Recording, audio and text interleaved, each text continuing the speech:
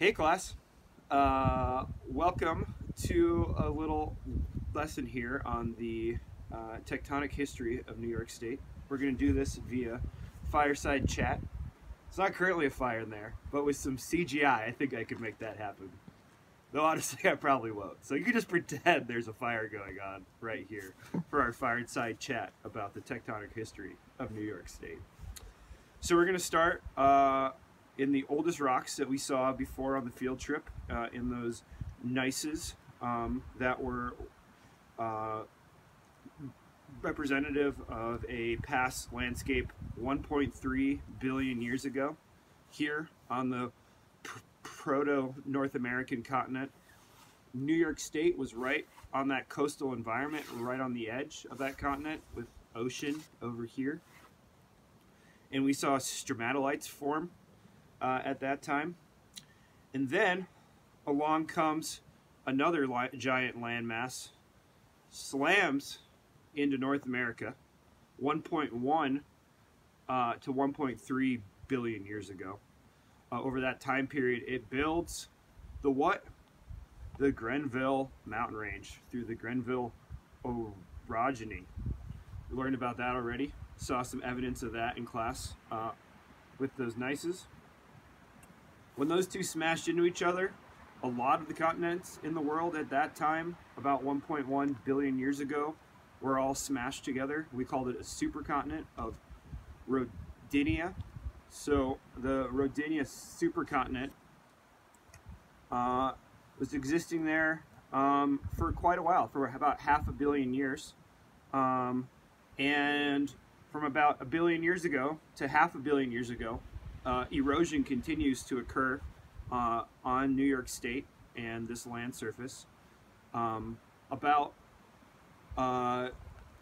650 to 550 million years ago, we have a period of a lot of erosion occurring because of massive global glaciations. We call it snowball Earth.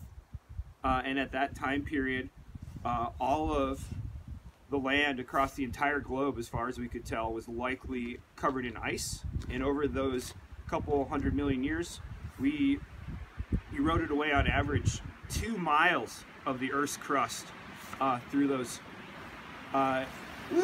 super glaciers. It might blow out my fire, so look out. We'll try to keep the fireside chat going.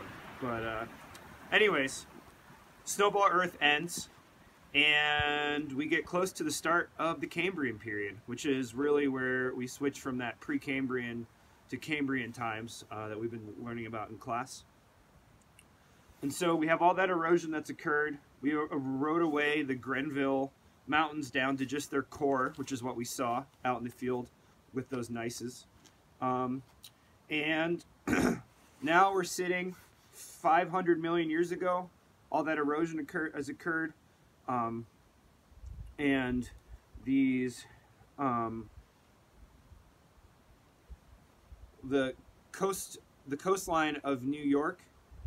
New York is now existing on a coastline once again, and we start to see a bunch of that sedimentary coastal rock in deeper water rock form. So those limestones, sandstones, things like that in the field from beaches and deeper marine environments, shales from near shore environments, and offshore of it we have the Proto-Atlantic Ocean.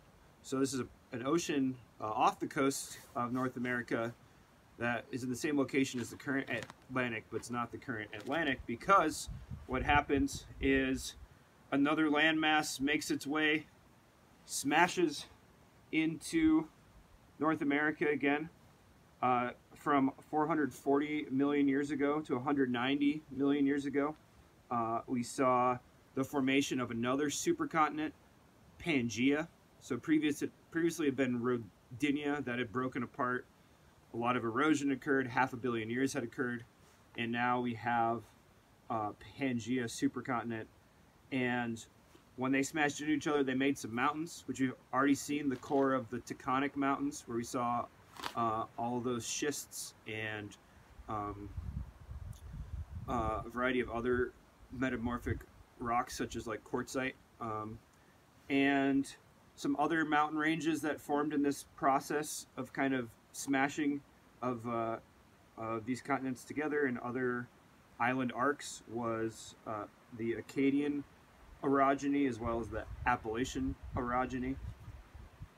Then 190 million years ago, all the compressional environment ended and it switched to an extensional environment, and so we started to pull apart these continents, forming the Atlantic Ocean in the middle.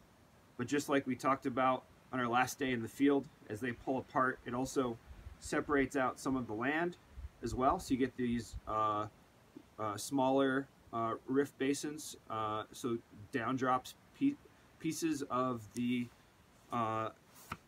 continental crust, and that's where the Hudson Valley forms in that process as well. We saw that large normal fault that creates the west side of the Hudson Valley along the edge of the Catskills and the Schwanegunk Mountains. So you have this big Atlantic forming. You have Europe over here, North America over here. Pangea is now broken apart, Atlantic Ocean in the middle. And that is where we are today. Now, in much more recent times, the last 2 million years, things got a lot colder and shaped our landscape a lot more due to all those glaciers and evidence of that we looked at.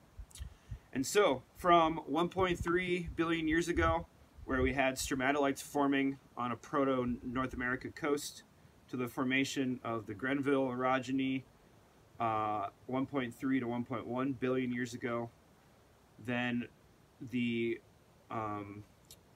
massive erosion that occurred from 1.1 billion years ago to 0.5 billion years ago, and then the coastal proto-Atlantic that was there 500 million years ago until about 440 million years ago, when you had a lot of mountain building, up to about 190 million years ago when the Atlantic formed again. And so that's your little recap of the tectonic history of New York State. Now, enjoy the fire.